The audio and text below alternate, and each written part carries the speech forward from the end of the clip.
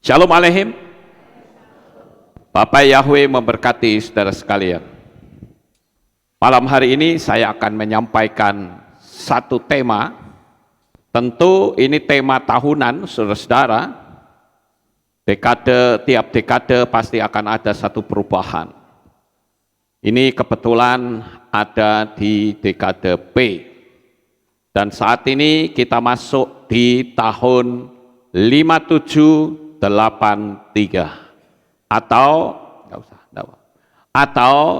tahun P Gimel. Nah, saya akan membahas tentang tahun P Gimel ya Bapak Ibu, karena kita ini sudah mengakar ke Ibrani, sehingga kita harus melihat tentang hal-hal yang ajaib yang Bapak Yahweh nyatakan melalui nama-nama tahun. Dan sebelumnya saya akan memperkenalkan terlebih dahulu ada satu jemaat yang baru pertama kali hadir, yaitu Wahyu Sri Partini dari Jambon Wot. Bisa berdiri di tempat.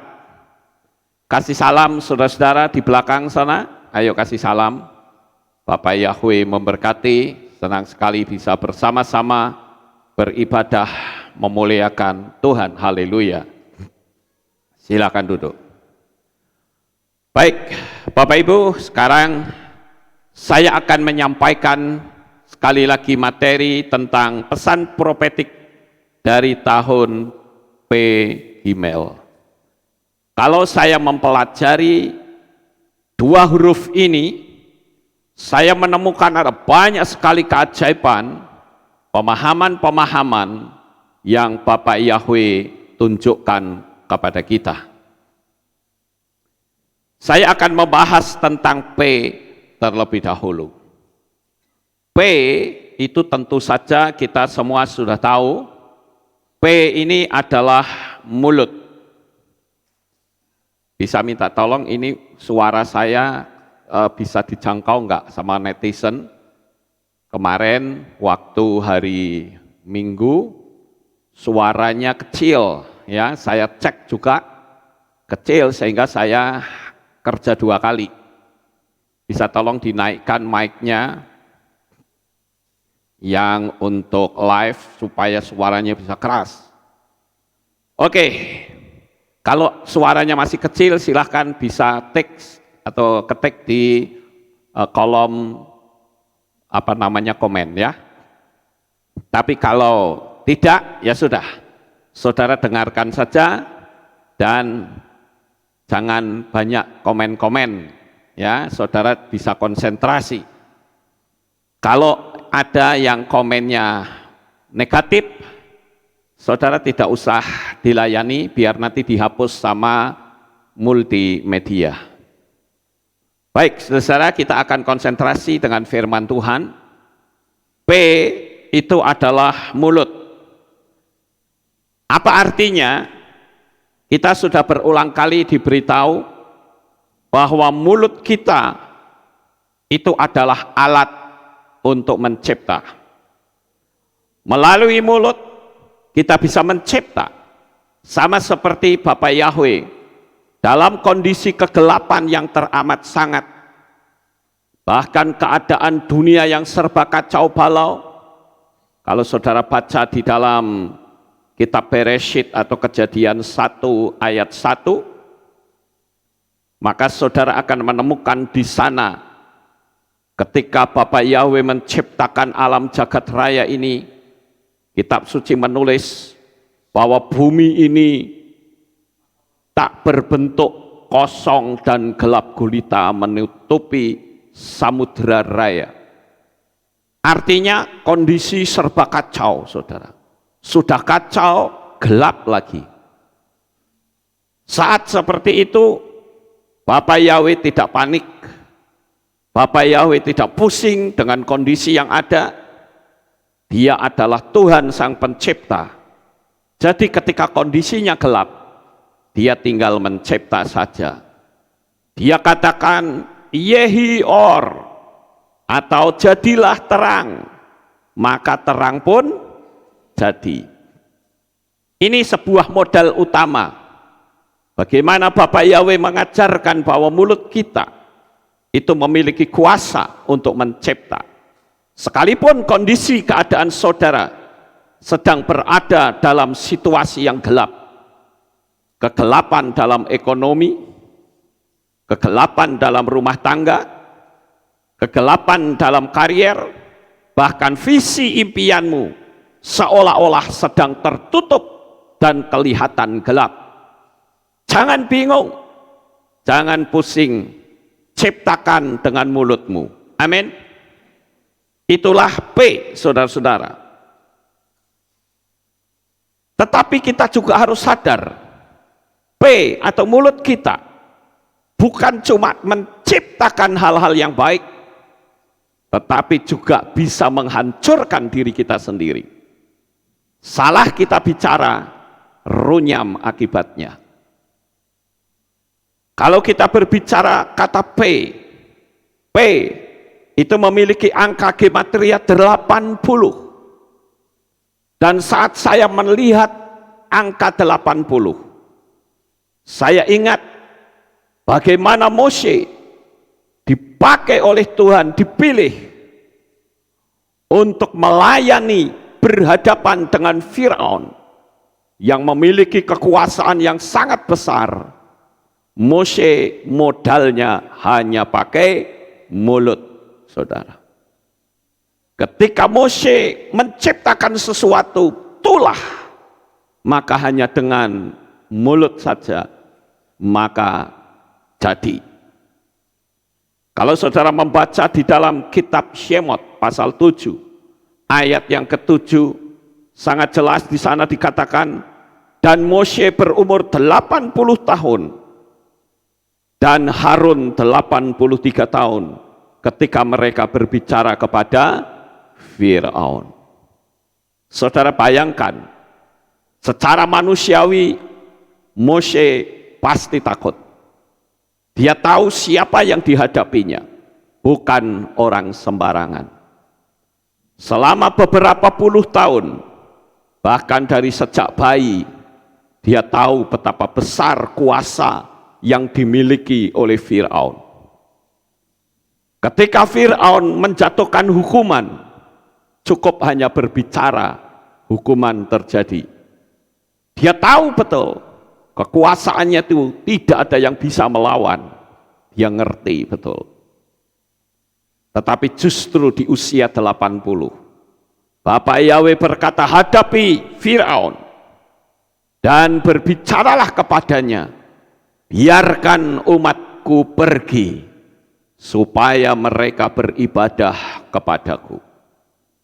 Bapak Ibu Saudara yang terkasih, saya yakin secara manusiawi Mose pasti takut. Buktinya mana? Dia berulang kali menolak dan berkata, aku tidak petah lidah, aku nggak bisa ngomong. Tetapi Bapak Yahweh berkata apa?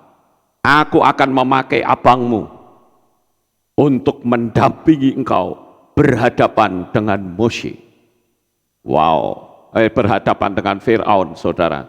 Betapa dahsyatnya. Ini sebuah pemikiran yang sangat menakutkan loh sebetulnya. Kalau misalnya Mose bukan dari kerajaan Firaun, dia nggak perlu takut. Karena dia tahu kekuasaan itu seperti apa. Dan dia tinggal di sana berpuluh-puluh tahun. Saya yakin secara manusia Mose takut. Tetapi disitulah Tuhan tidak bisa dihambat dengan mulut yang tidak petah lidah. Hari ini mungkin ada di antara saudara yang berkata, aku tidak bisa ngomong Tuhan. Bagaimana saya berbicara kondisi keadaanku minus, utangku banyak, masalahku besar. Aku tidak berani berbicara, apalagi berbicara dengan sesuatu yang terbalik dari keadaan. Tapi sekali lagi, Bapak Yahweh sudah mempraktekannya. Dalam kondisi gelap seperti apapun, Bapak Yahweh hanya mengucapkan sepatah kata, Yehi Or. Sebuah kalimat pendek, tetapi menciptakan sesuatu yang maha dahsyat. Bapak Ibu Saudara, saya juga melihat di usia Mose yang 80 tahun, menerima tugas mulia. Apa artinya? Artinya adalah umur bukan masalah bagi Bapak Yahweh. Dia bisa pakai anak muda, dia juga bisa pakai orang tua. Bahkan kalau saudara melihat Abraham, itu lebih aneh lagi. Di usia 100 tahun dan istrinya 90 tahun, berani punya visi dan impian untuk memiliki anak. Ayo sekarang ciptakan hal-hal yang mustahil. Beranikah kita menciptakan hal-hal yang mustahil? Kita harus belajar bahwa di dalam dunia iman kita, saya katakan itu adalah dunia yang dahsyat, dunia yang ajaib, dunia yang maha kuasa. Karena alam semesta ini tunduk pada ucapan kita. Saya seringkali memberitahu bahwa kita ini punya rumus. Rumusnya singkat. Alam semesta itu cerdas dan tunduk pada ucapan kita. Amin. Jadi kenapa kita perlu takut? Kenapa kita perlu was-was? Kalau memang mulut kita memiliki kuasa yang besar, ngapain kita perlu takut? Saudaraku yang terkasih, tulah-tulah itu terjadi ketika Mose berbicara. Dan itu pun ditiru oleh setan. Nanti kita akan sampai ke sana. Tapi yang jelas, ketika kita menghadapi kegelapan dalam hidup kita masing-masing, ciptakanlah terang dalam hidupmu. Amin. Ada yang nanya pada suatu hari, ada orang tanya sama saya begini, Pak Lukas, saya ingin bertanya, bagaimana seandainya, Pak Lukas kan bilang, ketika kita dikutukin orang, kembalikan saja, sehingga kutuknya akan diterima oleh yang bersangkutan.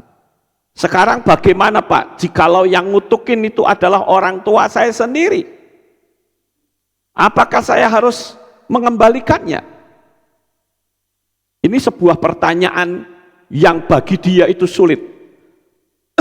Tapi bagi saya tidak sulit. Alam semesta itu tidak mengenal orang tua, tidak mengenal pendeta, tidak mengenal jabatan, tidak mengenal tua atau muda, tidak mengenal kaya atau miskin, tidak mengenal lelaki atau perempuan. Yang dikenal alam semesta adalah kamu ngomong apa terjadi. Amin. Jadi jawaban saya, sekalipun itu orang tuamu, saya buat sebuah pernyataan. Kalau engkau kasihan orang tuamu terkena kutuknya kembali, terima saja kutukannya. Tapi konsekuensimu, hidupmu akan sengsara seumur hidup. Jadi saya harus mengembalikan Pak. Iya, tidak ada cara lain. Bahkan saya mengatakan dengan kamu mengembalikan kutuk pada orang tuamu sendiri, dan orang tuamu mengalami celaka, jangan-jangan dia bisa kapok dengan ucapan yang kotor dan ucapan yang menghancurkan anaknya sendiri. Tapi kalau tidak, kamu harus siap. Seandainya kutukan orang tuamu menimpa engkau atau anak cucumu, pilih yang mana? Dikembalikan atau diterima? Kembalikan, saudara. Dan saya katakan, mengembalikan kutuk sekalipun itu orang tua bukan jahat, karena kutuk itu milik mereka, bukan milikmu. Tapi kalau engkau memiliki kalimat kutuk dan engkau lemparkan kepada orang tuamu, itu berarti jahat dan anak durhaka. Sekali lagi, kita masih ada dalam dekade tahun P. Hati-hati saudara. Selama satu dekade ini kita mesti waspada atas ucapan kita. Saya akan tunjukkan bukti sistemiknya Tuhan itu bekerja secara otomatis. Jika saya berhadapan dengan seseorang, saya berhadapan dengan jabat tangan yang baik, mulut yang manis, tapi hati saya ngutukin orang itu. Setan lo ya, gini wah macam-macam saya kutukin. Pertanyaan saya, ada reaksi atau tidak? Halo? Sekali lagi, saya baik-baik nih, kemudian batin saya ngutukin orang itu. Ada reaksi? Tidak ada, saudara. Buktinya apa? Buktinya, orang itu masih bisa dekat sama kita. Amin. Tapi coba ketika saya ngomong setan kamu, dan itu keluar dari mulut saya, orang itu bereaksi atau tidak? Bereaksi. Sampai di sini paham? Jadi ucapan kita itu berhati-hati, saudara-saudara. Salah kita bicara, hancur kita. Itulah tahun P terlebih dahulu. Jadi saya bahas P-nya dulu ya. Setelah P selesai, baru saya bicara tentang email. Kalau seseorang sekali lagi memaki-maki dalam hati, tidak ada reaksi orang itu. Tapi coba katakan dengan nada lembut saja, sambil berkata, sayang ya, kamu itu memang setan, kamu memang begini-begini. Reaksi atau tidak? Reaksi. Apalagi kalau kebun binatangnya keluar. Ya, memang kita tahu ya saudara-saudara bahwa kita mengucapkan kebun binatang saja itu kadang-kala nggak bisa nalar di gaya berpikir kita. Misal saya bilang gini, sayang ya, kamu ternyata kayak anjing. Ngamuk dah saudara? Ngamuk, saya ngomongnya pelan loh ini. Ngamuk, setan loh ya, main pukul-pukulan. Tapi coba kalau saya bilang begini, kamu memang hebat ya, kayak singa muda dari Yehuda. Oh ya? Oh. Padahal anjing dan singa, anjing itu lebih punya hati, punya naluri yang baik. Kalau singa, oh caplok-caplok beneran saudara. Tapi kenapa orang kok seneng? Wih, singa muda dari Yehuda. Wih, saya dianggap macan katanya. Itu kan binatang-binatang sadis sebetulnya. Binatang yang tanpa kompromi. Tapi kenapa ya orang lebih senang begitu? Nah, ini saya mau menunjukkan kepada saudara bahwa ucapan seseorang itu mendatangkan kuasa. Kuasa mencipta orang lain benci sama kita, atau mencipta orang itu cinta sama saya. Kira-kira sampai di sini saudara bisa tangkap nggak? Saya ketemu dengan seseorang, dia bilang, aku sayang kamu, aku mencintaimu, kamu hebat deh, kamu pandai, kamu cerdas. Reaksi orang itu bagaimana? Senang, oh, kepalanya jadi besar, hatinya jadi berduduk. Tapi sekarang, kalau belakangnya dikatakan, cuman sayang, cintaku padamu sudah luntur. Langsung apa yang terjadi? Itu ibarat dinaikkan, dibanting ke bawah, buak gitu. Hancurlah sudah. Ini sekedar ilustrasi untuk membuktikan mulut kita itu hati-hati bahaya, saudara. Ya. Nah, sekarang bagaimana dengan kita mengucapkan nubuatan-nubuatan yang besar untuk diri kita? Itu beda lagi, saudara. Makanya saya katakan kita perlu belajar dunia alam supranatural.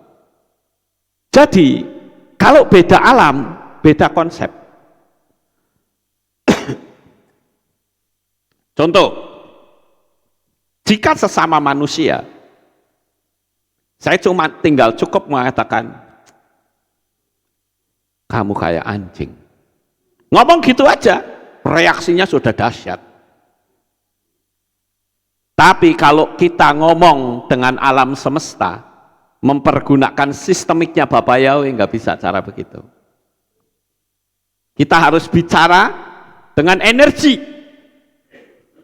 Energi kita adalah meyakini bahwa apa yang saya ucapkan itu pasti jadi.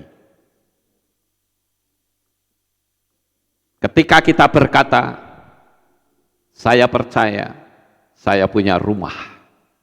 Sambil saudara ngomong, energi saudara keluarkan, saudara bayangkan bahwa saudara punya rumah. Jadi atau tidak? Jadi. Itu sistemiknya beda ya, saudara. Artinya energi yang keluar dari diri kita, energi itu perasaan, pikiran, dan pandangan. Pandangan tidak harus secara fisik. Kalau mau difisikkan bisa, foto saja, tempelkan di kamar. Seolah-olah saudara punya rumah, saudara sedang bersih-bersih. Cuman sayangnya kadangkala banyak orang yang tidak seperti itu. Dia tidak berani untuk mengucapkan hal-hal yang besar. Dia hanya melihat situasi.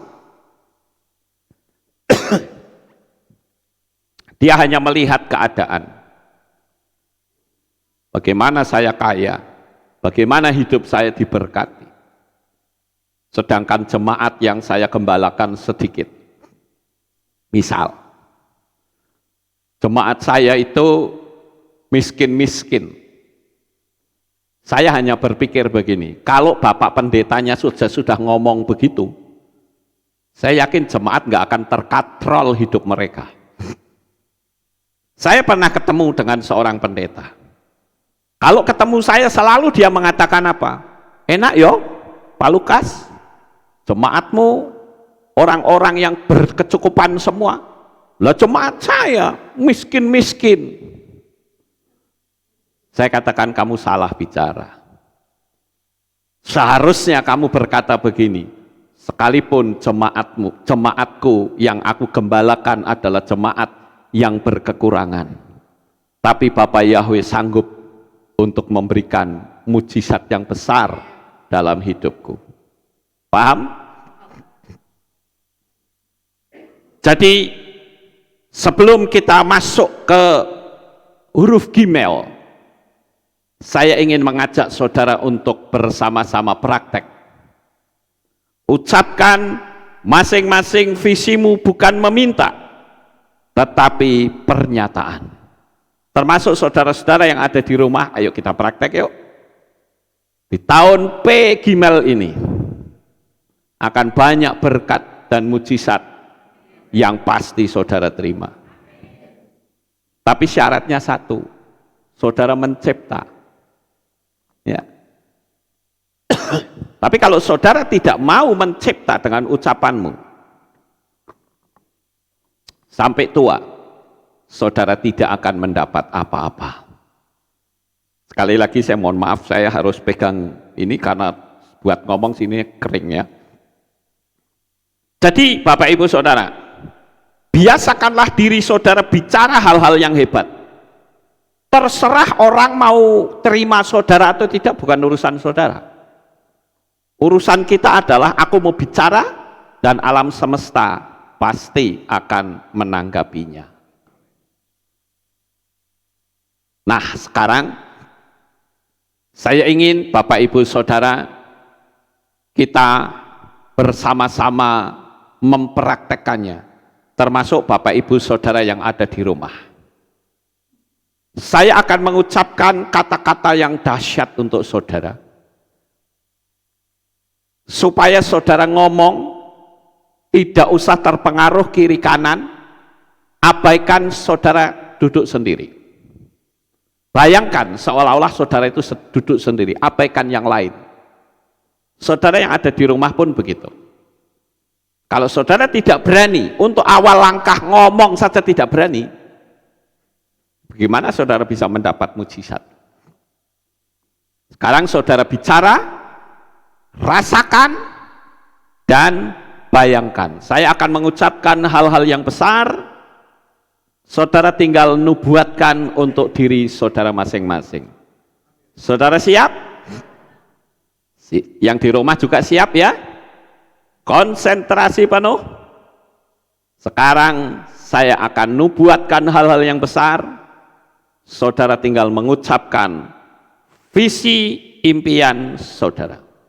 Tapi yang penting, saudara harus keluarkan dari mulutmu kalimat, dan dengan perasaan yakin apa yang saudara ucapkan itu pasti terjadi, dan sudah terjadi.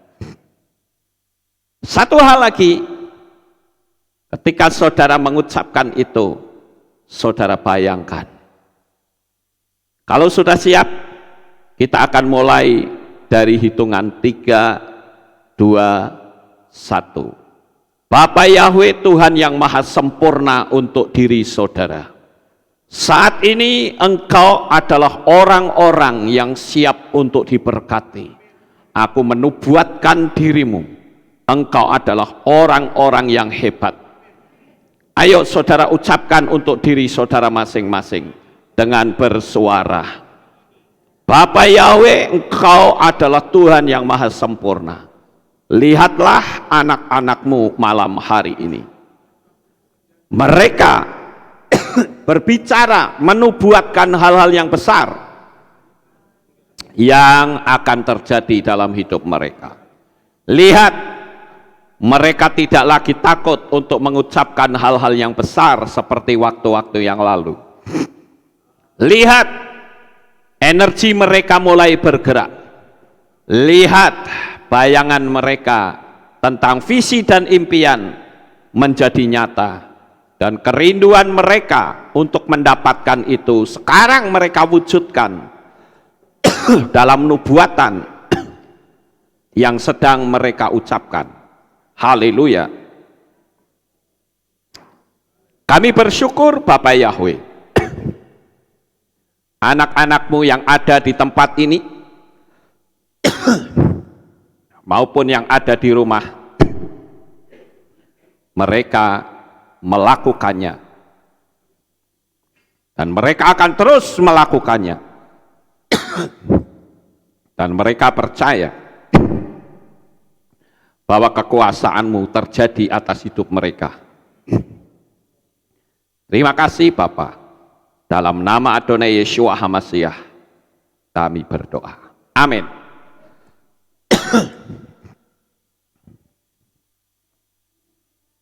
Nah, itu adalah P. Sekarang saya akan bicara tentang Gimel. Gimel itu adalah huruf yang ketiga. Alef, Bet, Gimel. Kalau kita bicara tentang angka 3, apa yang ada di benak kita? Yeshua bangkit pada hari yang Yeshua bangkit pada hari yang ketiga. Artinya apa? Ketika kita ada di tahun P Gimel, P Gimel artinya tahun kebangkitan untuk hidupmu. P Gimel artinya tahun kemenanganmu. Sekarang jangan lagi saudara takut untuk berbicara. Engkau tidak sedang berurusan dengan manusia, tapi engkau sedang berurusan dengan Tuhan. Haleluya. Fokus saja pada perjanjian Tuhan, bukan pada masalah kita. Kalau Bapa Yahweh menyatakan kuasanya secara manusiawi, Yesua dibangkitkan pada hari yang ketiga. Artinya tidak ada lagi kematian. Yesua bangkit pada hari yang ketiga. Dia pernah ngomong nggak kalau dia bangkit pada hari yang ketiga? Pernah. Itulah rombak bait suci ini, dan dalam 3 hari aku akan membangunnya kembali. Yesua ngomong begitu, dan betul pada hari yang ketiga dia bangkit. Saudara yang terkasih, itu sebabnya saya katakan kita harus fokus pada perjanjian Tuhan, bukan pada masalah kita. Cuman yang terjadi sekarang, orang lebih fokus pada masalah. Jadi Bapak Ibu, kalau saya katakan engkau berfokus pada masalah, maka kemahakuasaan Bapa Yahweh menjadi kecil dan masalahmu menjadi besar. Amin. Apapun yang difokuskan, dia akan menjadi besar. Tapi kalau tidak difokuskan, dia tidak menjadi besar. Jadi sekarang ada sebuah pertanyaan. Saat ini, detik ini, saudara punya masalah apa? Apakah saudara sedang fokus pikiran saudara ada di situ? Atau saudara fokus akan kemenanganmu? Kemenangan. Jawab ya, kemenangan saudara. Kita sebagai anak-anak Bapa Yahweh harus sadar, harus tahu, ketika fokus itu dinyatakan atau sesuatu apapun yang difokuskan, dia akan menjadi raksasa yang akan menguasai kita. Ketika bangsa Israel dikejar oleh tentara Firaun, padahal di belakangnya sendiri ada Bapa Yahweh, tapi fokusnya ke Nun jauh di sana, tentara-tentara Firaun yang sedang naik kuda menghampiri mereka. Mereka fokuskan, yang terjadi reaksinya apa? Ketakutan.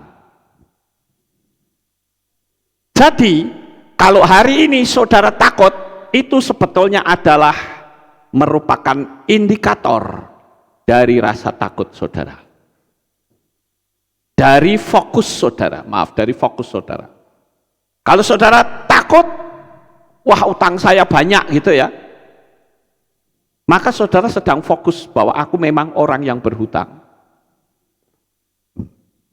Sekarang buat sebuah pertanyaan kecil. Saya pernah ditanya oleh orang, bagaimana caranya menghilangkan rasa takut, rasa khawatir. Saya bilang gampang. Saudara tinggal ngomong aja pada diri sendiri begini, kalau saya khawatir, terus saya mau apa? Ngerti nggak saudara? Kalau saya khawatir itu terus saya mau ngapain? Kalau kita nggak ngapa-ngapain, ya buat apa kita khawatir? Jalani saja secara easy going. Amin. Saudara yang terkasih, kenapa saya tadi katakan bahwa Gimel itu adalah angka 3 atau punya nilai gematria 3, Alef Bet Gimel. Karena Gimel itu ada hubungan erat dengan penebusan atau redeemer. Dalam bahasa Ibrani ditulis dengan kalimat Goel. Goel, Yisrael. Artinya apa? Yahweh sebagai penebus Israel. Dan saya katakan, engkau sudah dibeli dan harganya sudah tunai dibayar. Bukan dengan emas, bukan dengan perak, tetapi dengan darah Yeshua HaMashiach. Jadi saya beritahu, dengarkan baik-baik kalimat saya. Dalam tahun ini saudara akan menerima penebusan Apapun yang hilang pada masa lalu, Bapak Yahweh akan gantikan berlipat-lipat kali ganda dalam hidup saudara. Haleluya. Saya berharap apa yang saudara rasakan di hati, jangan cuma saudara rasakan saat ibadah ini, tetapi juga ketika engkau di rumah, ketika engkau sedang mencuci pakaian, ketika engkau sedang memasak. Katakan pada diri sendiri, misalnya saya masak, maka saya berkata, hai Lukas, engkau telah dibeli dan harganya telah tunai dibayar, bukan dengan emas dan perak, tapi dengan darah Yesua. Dan engkau adalah orang hebat, engkau orang yang memiliki kemampuan yang besar.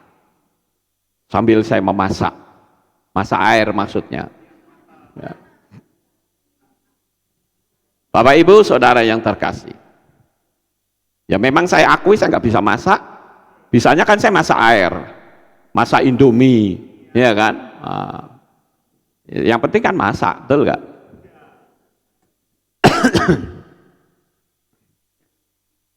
Jadi sekali lagi, sepanjang tahun ini saudara akan melihat penebusan yang dahsyat yang Bapak Yahweh berikan kepada saudara.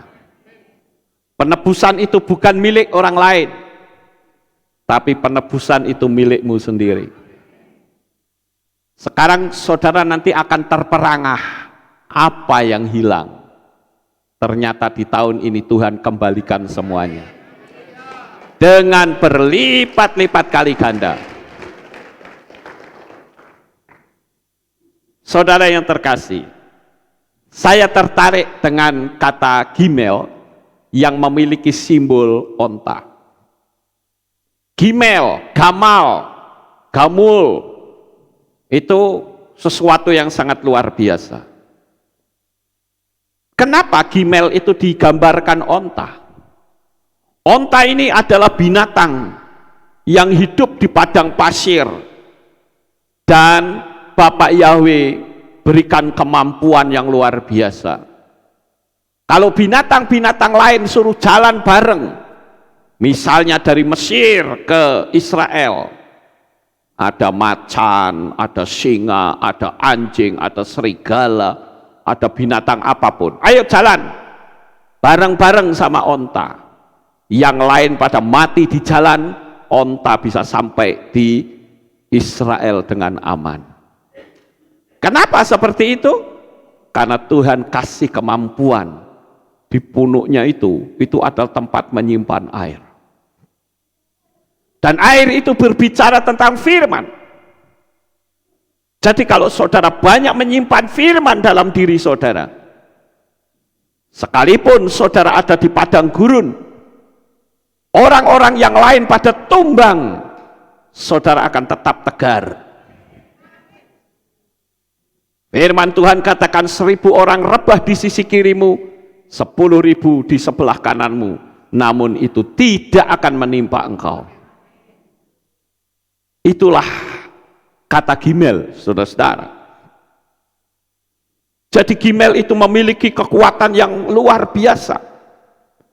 Kalau bicara onta, saya lalu diingatkan di dalam kitab Yesaya pasal 60 ayat 6, di mana kekayaan bangsa-bangsa akan dibawa dan onta-onta akan berdatangan dari orang fasik, akan pindah kepada anak-anak Tuhan.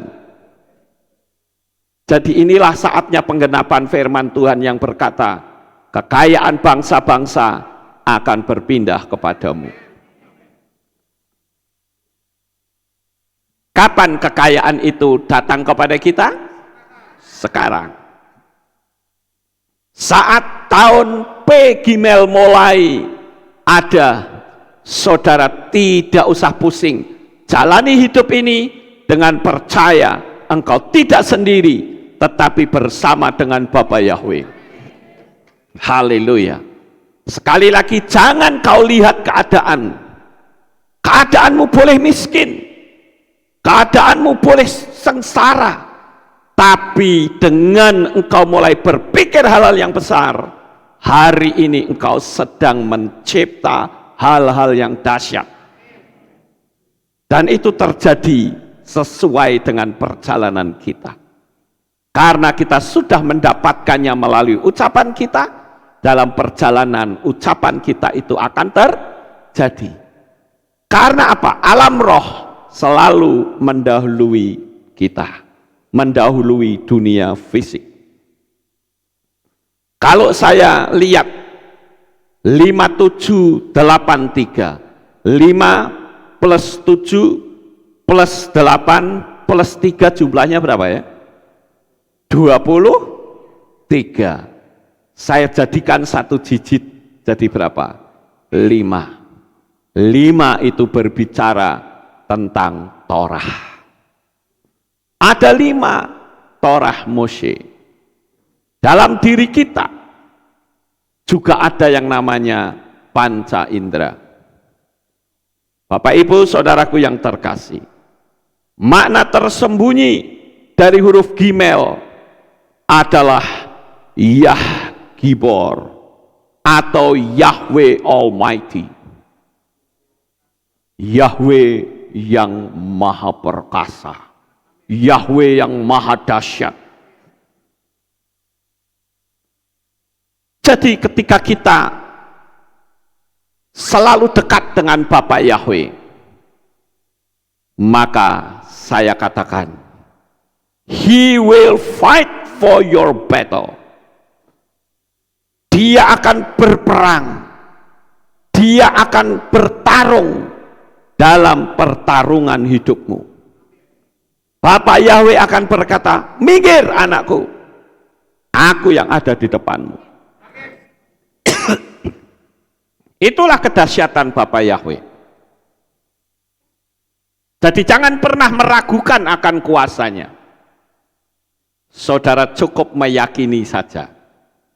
Firman Tuhan katakan, sekalipun imanmu sebesar biji sesawi, namun engkau sanggup memindahkan gunung. Untuk memindah gunung pakai apa saudara? Pakai mulut, ya toh? Pakai ucapan. Ayo kita praktek. Dan saya yakini saat ini, kalau saudara praktek akan muncul mujizat-mujizat, kesaksian-kesaksian yang dahsyat. Begitu juga saudara-saudara yang mengikuti streaming dari berbagai belahan dunia manapun sekarang ini. Ketika engkau praktek, engkau akan kirimkan kepadaku banyak kesaksian yang dahsyat. Ceritakanlah kesaksian untuk engkau tunjukkan betapa besar dan dahsyatnya tangan Bapa Yahweh yang tak terbatas, yang tidak bisa dihambat oleh kekuatan terbesar manapun di dunia ini. Karena Bapa Yahweh adalah kekuatan yang terbesar itu sendiri. Haleluya. Akar kata dari Gimel adalah Gemul, yang berarti pemberian hadiah, di mana orang-orang kaya akan mengejar orang miskin untuk memberikan hadiah atau sedekah atau sedekah untuk menggenapi kekayaan bangsa-bangsa akan berpindah kepadamu. Jadi ketika kita melihat situasi dunia ini seperti padang gurun, jangan kita mengeluh, jangan kita takut.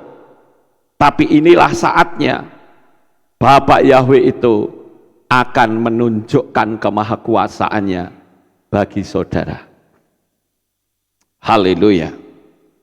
Huruf Gimel langsung mendahului Dalet yang melambangkan orang miskin atau orang yang rendah. Kata Dalet diambil dari akar kata Dalut. Gimel adalah langkah iman mengikuti di jalan kehidupan sesuai dengan firman Tuhan. Saat saya merenung kalimat Gimel ini saya betul-betul kagum. Karena Gimel dan P itu saling berkaitan, saudara. Karena P itu mulut.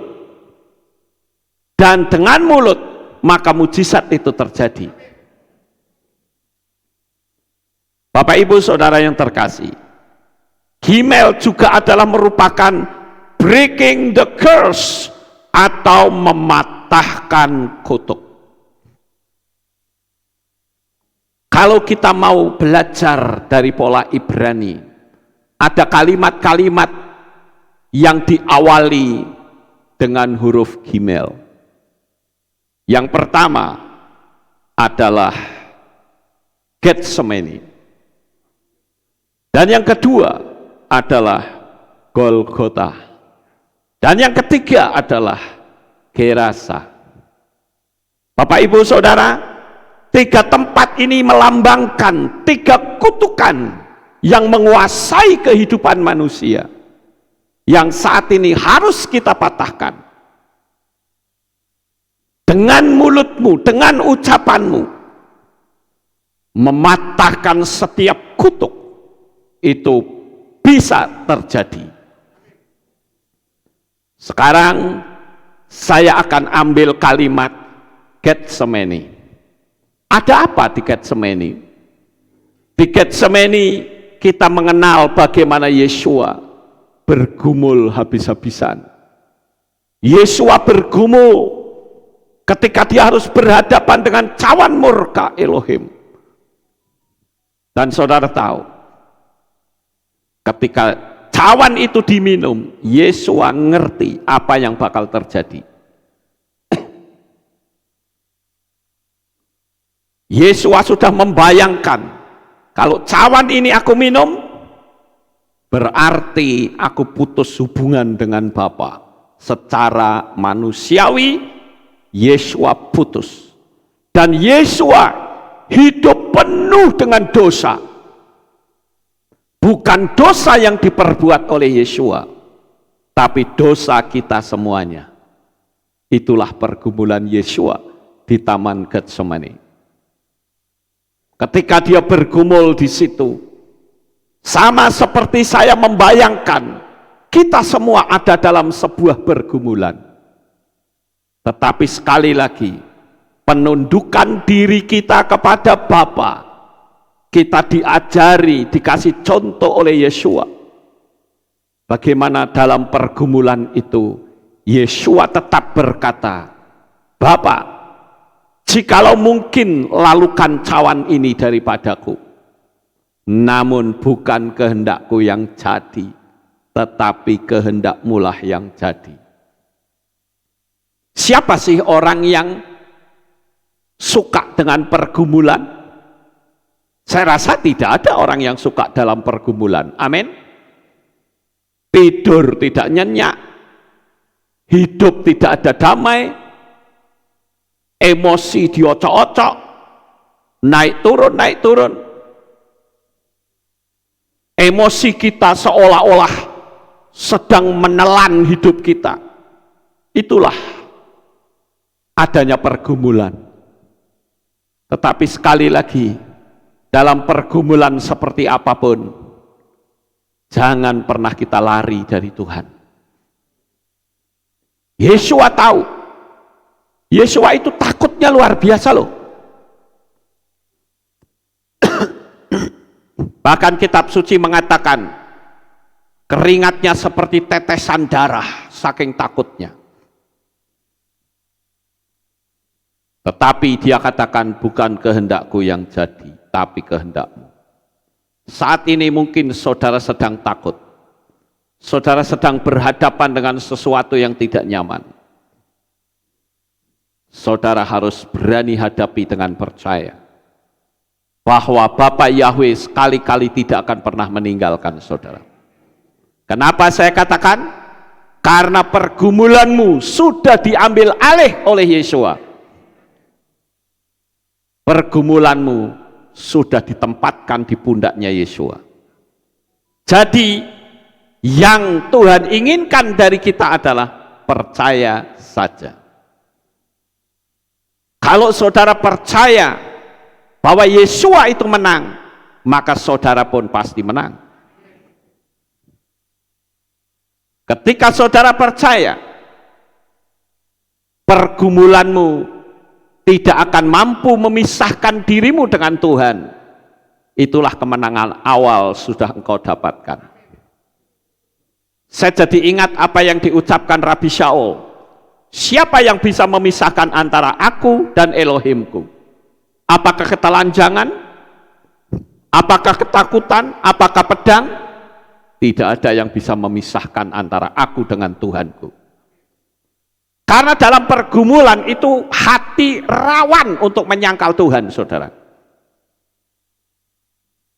Ketika saudara ada dalam pergumulan, sementara teman-teman saudara tidak ada yang bisa mendukung, saudara ketakutan, orang luar malah mendukung.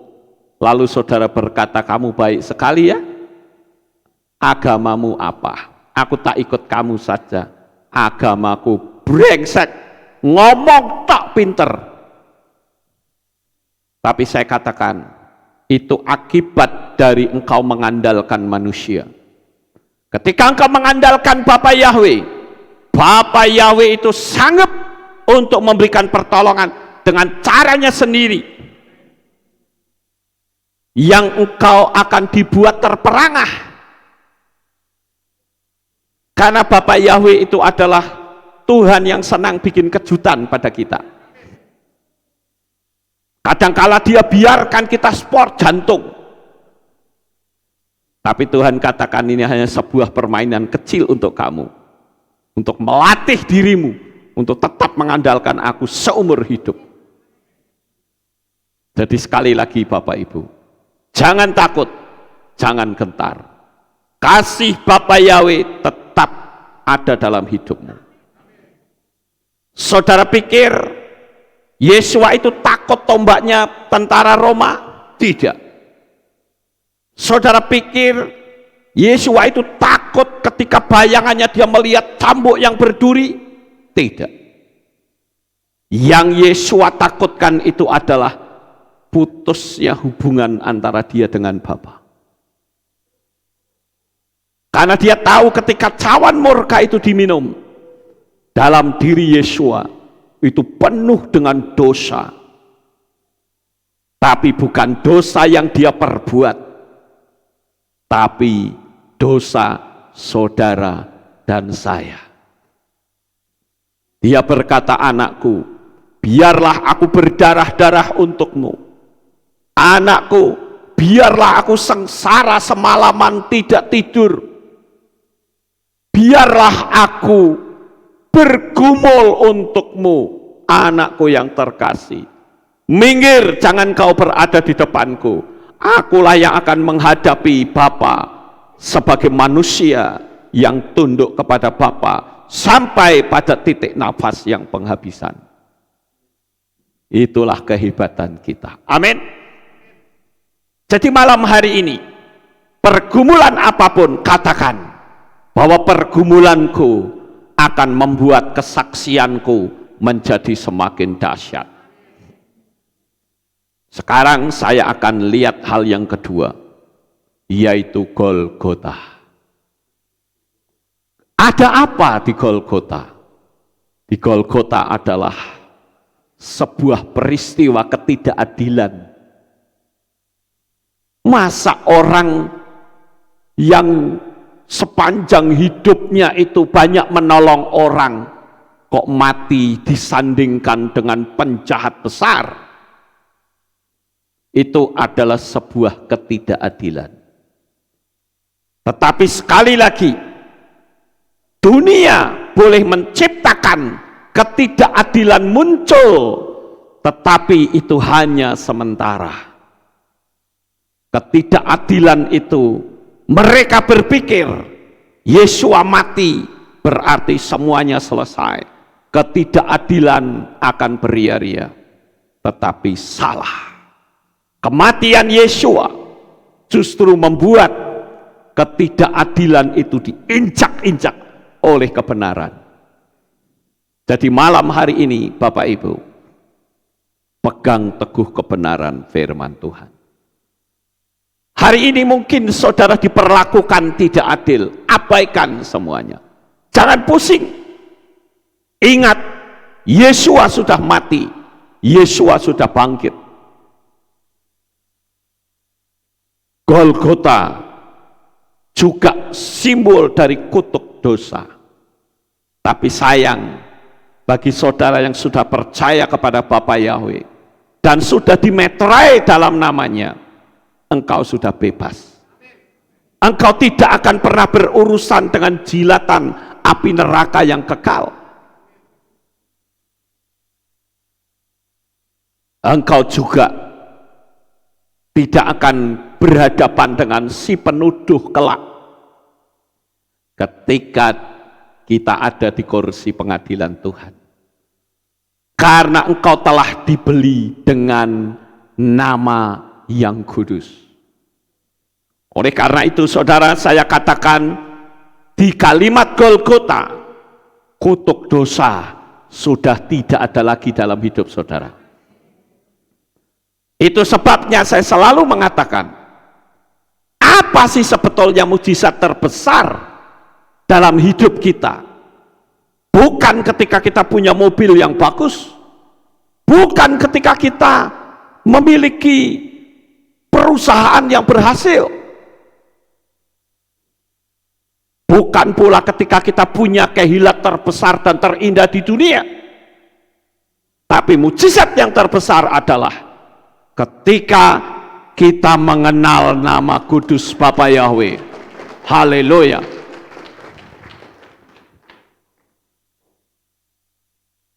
Itulah mujizat yang terbesar dalam hidup kita. Apalah artinya perusahaan yang besar? Apalah artinya kehilat yang indah? Apalah artinya mobil mewah? Kalau ternyata hidupmu hanya cukup sampai di dunia ini, ketika engkau mati, engkau akan dibakar di api neraka sampai selama-lamanya. Itulah sebabnya saya katakan, kita bangga, kita bersyukur, Bapak Yahweh pegang janjinya kepada kita.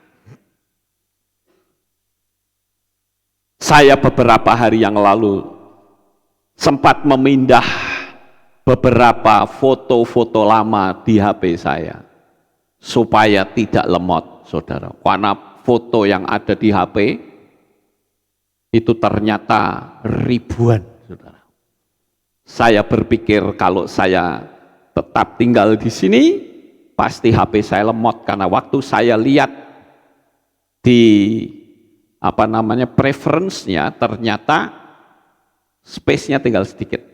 Saking banyaknya file, baik itu file video maupun file foto, sehingga file itu harus saya pindah masuk ke komputer.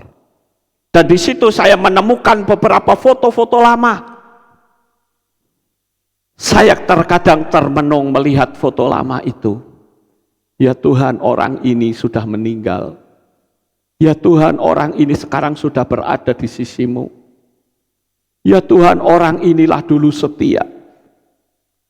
Tetapi saya juga melihat, ya Tuhan, orang ini murtad meninggalkan Engkau. Ya Tuhan, orang ini sekarang pindah ke agama lain. Karena apa? Pondasi mereka tidak kuat, saudara.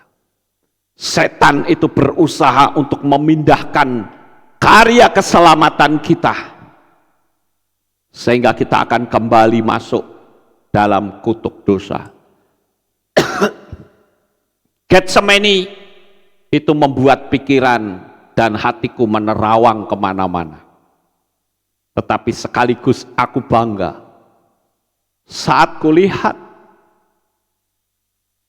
Yesua ditekan, dianiaya, dipukulin, dihina, diludahin, dan bahkan dipermalukan karena dia ditelanjangi bulat. Saya katakan, Tuhan, aku belum seperti Engkau. Aku kadangkala nggak mampu, Tuhan. Beri aku kemampuan. Karena Golgota itu adalah munculnya ketidakadilan, seolah-olah kebenaran dibinasakan pada waktu itu. Tetapi justru itulah menjadi titik balik, kebenaran tampil sebagai kemenangan. Dan malam hari ini, ketika engkau tetap berada dalam garis kebenaran, maka engkaulah tampil sebagai pemenang. Engkau pula yang akan menjadi history maker atau pencetak sejarah. Sekarang kita melihat kata gerasa. Kalau saudara melihat kata gerasa, saudara akan menemukan di sana sebuah peristiwa yang cukup membuat kita prihatin, saudara. Di Gerasa, Yesua melepaskan tawanan legion. Bayangkan, orang gila loh. Yesua ini orang yang sangat terkenal pada masa itu. Dia masuk ke Gerasa hanya menemui satu orang saja. Itulah tanda kerendah hatian Yesua. Kadangkala kita orang-orang percaya, kalau sudah melihat orang yang ekonominya rendah, kadang kita meremehkan, kadang kita tidak menganggap. Yang dilihat hanya orang-orang kaya yang diperhatikan, sementara orang lemah tidak diperhatikan. Tapi kita mencontoh Yesua. Di Gerasa, jauh-jauh Yesua datang menemui satu orang. Dan saudara lihat, di Gerasa itu ternyata orang itu dirasuk oleh legion. Dan legion itu begitu didatangi Yesua saja ketakutannya luar biasa. Lalu legion itu berkata, jangan aku dihukum Tuhan, tapi suruh aku masuk ke dalam babi-babi itu. Dan Yesua katakan silahkan. Karena apa saudara? Legion kalau sudah memasuki manusia harus ada korban. Kalau setan sudah masuk dalam diri manusia harus ada korban. Jadi jangan main-main dengan setan. Engkau bermain-main dengan setan, pasti ada korban. Dan korbannya itu sangat menyakitkan. Orang di belakang hari akan berkata, aku khilaf. Tetapi kenapa engkau tidak sadar dari awal ketika orang menegurmu? Ketika orang memberitahukanmu, engkau tidak peduli. Tetapi ketika setan itu sudah menguasai, ada korban. Itu sebabnya setan-setan tidak mau melepaskan orang itu sebagai gantinya. Dia masuk kepada kawanan babi. Babi yang tadinya masih enak-enak makan, tiba-tiba melakukan aksi bunuh diri massal, masuk ke dalam jurang. Hati-hati saudara, jangan pernah membuka celah. Sekecil apapun dia akan masuk, dan dia akan mencari kesempatan untuk menghancurkan kita. Jadi ayo lepaskan ucapan-ucapan segala kutuk penyakit, kutuk malapetaka, kemiskinan dan kegagalan, lepaskan. Setiap hari engkau harus melepaskan itu. Karena siapa tahu engkau dikutukin orang tanpa engkau sadari. Dan kutukan itu tembus masuk dalam dirimu. Kenapa itu terjadi? Karena engkau lengah. Ketika engkau sedang marah, ketika engkau sedang emosi, kekuatan kutuk itu masuk dan dia akan menghancurkan seluruh sendi-sendi kehidupan kita. Bapak Ibu Saudara yang terkasih, kita sudah berbicara tentang huruf P dan Gimel, dan saya perlu beritahu ada satu serangan tersembunyi di tahun Gimel yang harus saya beritahukan kepada saudara. Kembali lagi, saya mengambil inisial huruf Gimel. Apakah itu? Tidak lain adalah Goliat. Goliat ini adalah serangan tersembunyi di tahun P. Gimel. Sekarang kita akan melihat apa yang diperlakukan oleh Goliat terhadap bangsa Israel. Dia teriak-teriak dan menakut-nakuti bangsa Israel. Saya tidak tahu kenapa Saul pada waktu itu kok tidak mengambil tindakan. Kalau saya jadi Saul, saya membayangkan begini, saudara. Ketika berhadapan dengan Goliat, ayo tunjukkan kekuatanmu. Kalau sampai kamu kalah sama aku, kamu harus jadi budakku. Tapi kalau aku kalah sama kamu, kamu jadi budakku. Saul hanya mengkeret kayak tikus kecebur got, saudara. Tapi kalau saya jadi Saul, saya katakan gak usah banyak mulut. Pasukan, serang, habisin dia. Mati gak? Mati, saudara. Tapi sayangnya Saul tidak begitu. Dia dengerin suara setan satu ini. Ya, kita mau diajak berantem 1 lawan 1. Udah gak usah banyak ngomong. Pasukan, serang. Sak kuat-kuatnya Goliat, kerutuk orang banyak mesti mati, saudara. Artinya apa? Ketika ancaman itu datang, Saul tidak mengambil tindakan persatuan. Makanya saya katakan, Tuhan, andaikan aku Saul, tak keroyok itu Goliat. Memang secara fisik aku kalah, tapi dengan pasukanku yang beratus-ratus, dialah yang kalah. Sayang, Saul tidak mengambil sikap itu. Artinya apa? Kalau sudah di medan perang, hanya ada satu pilihan, kamu atau aku yang mati. Jadi saya katakan, ketika engkau sedang ditantang oleh setan, dengan ketakutan, kalau kita ingin menang, harus kita bersatu. Jemaat Bapak Yahweh yang saya kasihi, ketika engkau bersatu, tantangan sebesar apapun dapat kita atasi. Sekali lagi perhatikan kalimat saya, tantangan sebesar apapun dapat kita atasi. Saat ini dunia sedang menakut-nakuti kita. Sejak corona pertama, ketakutan melanda di mana-mana. Sampai datang ibadah sampai popok rangkep 3. Ketakutannya maha dahsyat, saudara. Dan saya tidak peduli. Karena saya punya prinsip, mati sekarang, mati besok, mati lusa, sami mawon. Ya. Saya mati sekarang ya mati juga, mati besok ya mati juga, mati 10 tahun yang akan datang ya mati juga.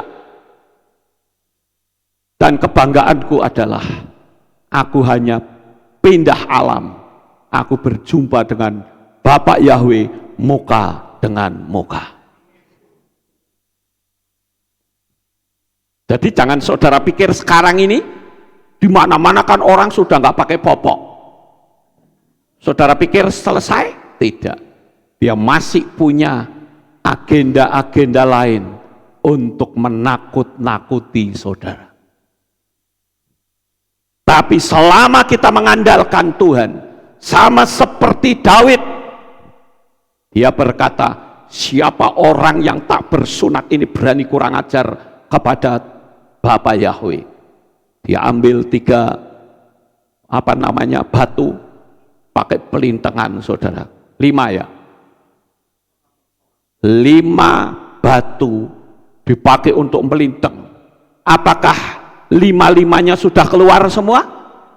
Belum, baru 1 kali aja sudah tumbang. Betul nggak Bapak Ibu? 5 itu bicara tentang Torah.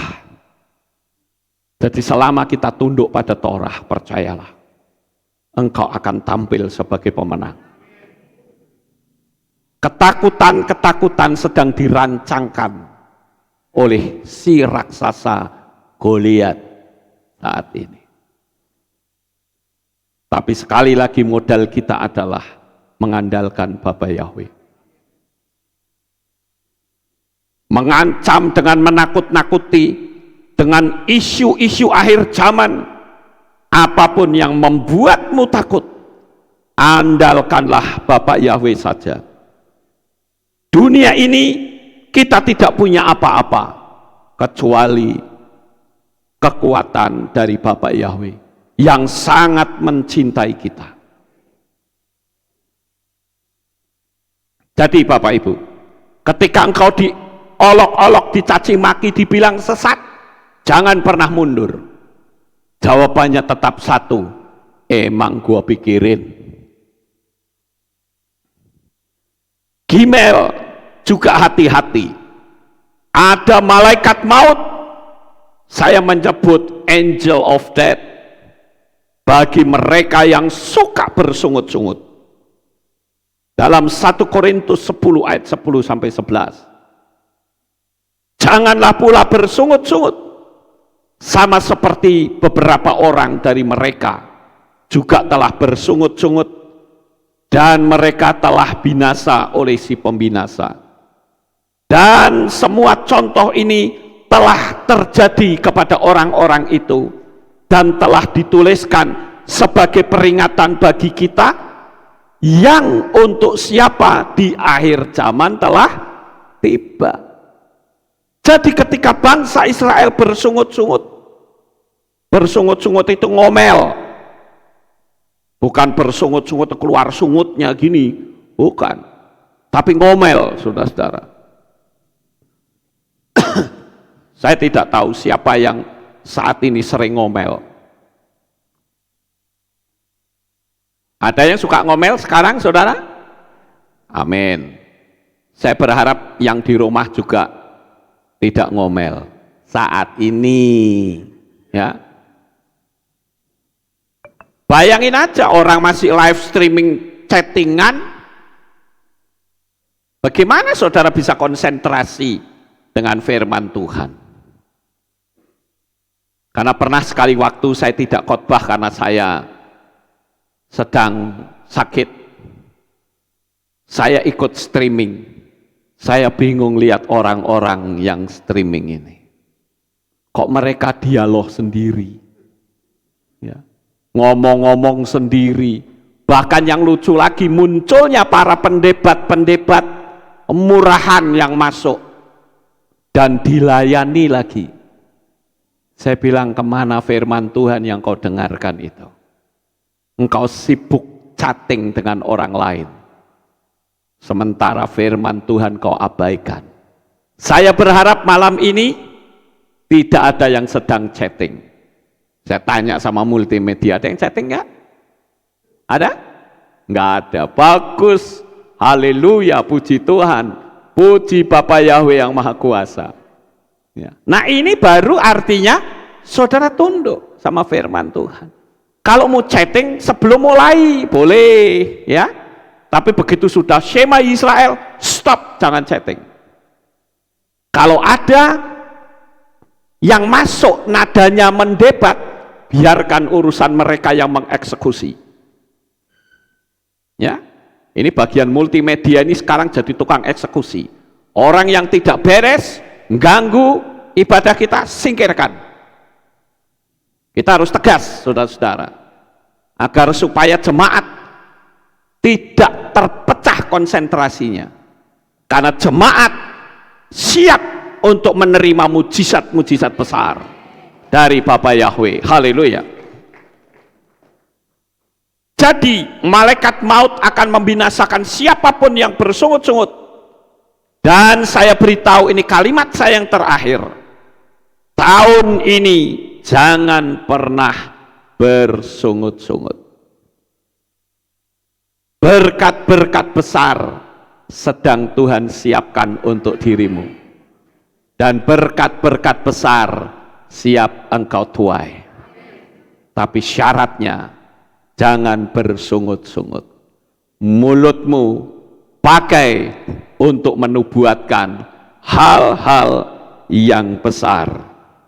Happy Rosh Hashanah for all of you. Bapak Yahweh memberkati, sukses besar untuk saudara. Haleluya. Kita tunduk kepala, kita akan berdoa. Kami mengucapkan terima kasih dan syukur kepadamu ya Bapa. Malam hari ini kami telah mendengarkan firman-Mu. Biarlah apa yang kami dengar, kami boleh tanamkan di dalam hati kami. Dan tahun ini kami akan melihat dan mengalami mujizat-mujizat dahsyat terjadi dalam hidup kami. Tahun P. Gimel adalah tahun mujizat, tahun profetik bagi kami, mujizat yang maha dahsyat.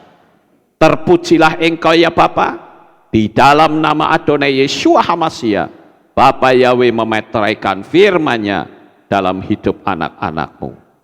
Terima kasih Bapa. Dalam nama Adonai Yeshua HaMashiach kami sudah berdoa dan mengucap syukur. Semua yang percaya berkata, amin. Haleluya. Sekarang kita akan dengar pengumuman. Shalom, berjumpa kembali dalam Aleph Tau Update News. Berikut pengumuman minggu ini. Info Hari Raya.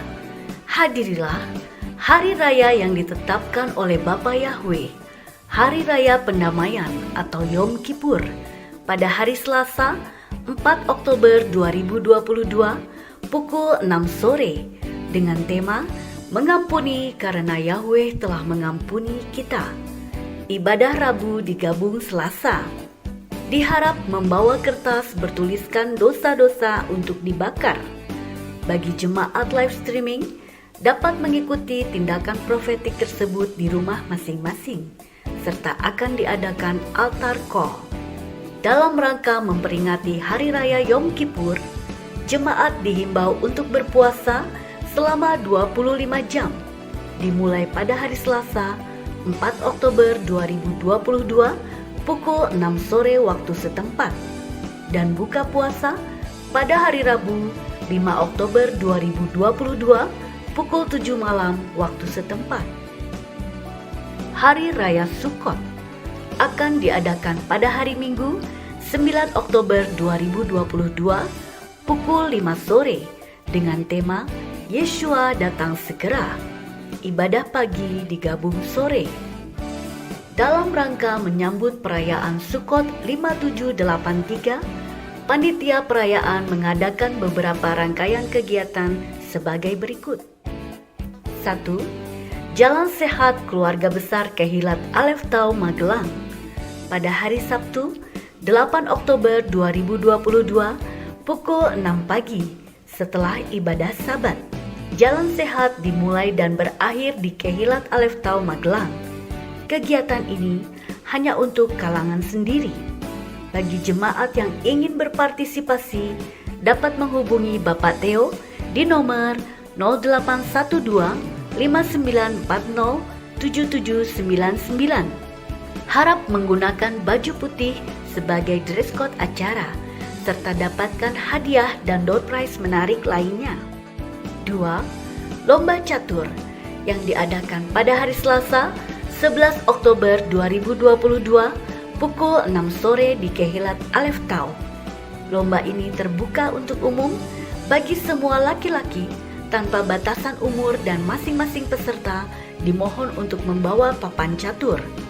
Pendaftaran dan info lebih lanjut dapat menghubungi Bapak Syutong di nomor 0812 2602 322. 3. Lomba membuat miniatur sukah dengan kriteria sebagai berikut. 1. Menggunakan bahan dari barang bekas. 2. Ukuran sukah 40 x 40 cm. 3. Satu keluarga hanya dapat mengirimkan satu sukah. 4. dikumpulkan paling lambat pada hari Kamis 13 Oktober 2022 di Kehilat Alef Tau. Lomba ini khusus untuk jemaat Kehilat Alef Tau Magelang saja. Untuk info lebih lanjut, dapat menghubungi Saudara Petra di nomor 0896 1300 0369. Demikian pengumuman minggu ini. Sukses besar bagi saudara, Bapak Yahweh memberkati. Amin, haleluya. Ya, itulah pengumumannya Bapak Ibu. Itulah pengumumannya dan kita akan akhiri kebaktian kita. Saya mengundang jemaat Tuhan kita bangkit berdiri, kita akan tutup dalam doa. Terima kasih Bapak Yahweh, selesai sudah ibadah kami dari awal pertengahan sampai pada akhirnya. Bentar lagi anak-anakmu akan pulang ke rumah mereka masing-masing. Jaga, lindungi, peliharakan mereka sampai di rumah dengan selamat. Pertemukan kembali pada jam-jam ibadah mendatang di dalam ikatan tali kasih-Mu. Terima kasih ya Bapak Yahweh, kami percaya Bapak memberi kekuatan, kesehatan, damai, sejahtera, dan sukacita. Di dalam nama Adonai Yeshua HaMashiach, kami sudah berdoa. Mari kita angkat tangan kita dan kita akan menerima berkat Kohanim. Yefareke Yahweh wa yismereka.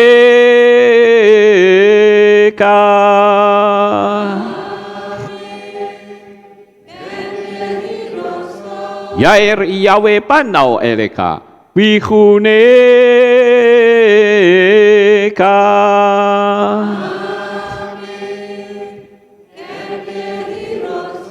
Yesa Yahweh panau eleka wa yashem lecha shalom.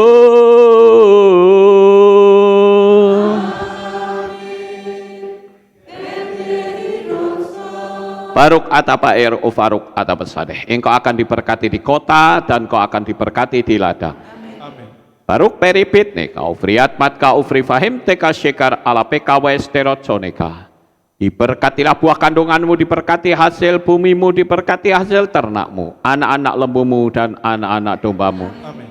Baruk tanah kau misyarteka, diberkatilah bakulmu dan tempat adonan. Amin. Baruk ata boboy kau, faruk ata beseteka, dan kau akan diberkati pada waktu kau masuk, dan engkau akan diberkati pada waktu engkau keluar. Amin.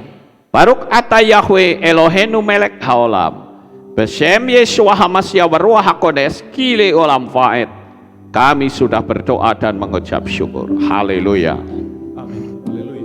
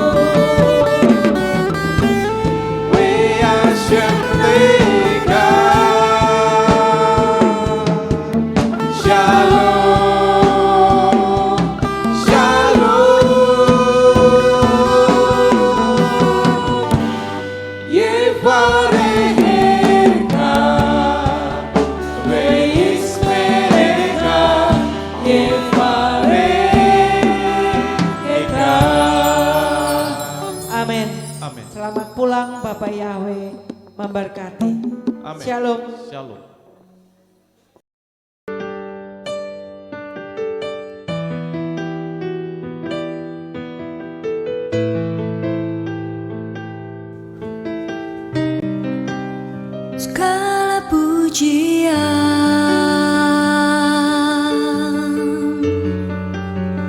hanya untuk-Mu Tuhan, segala kehormatan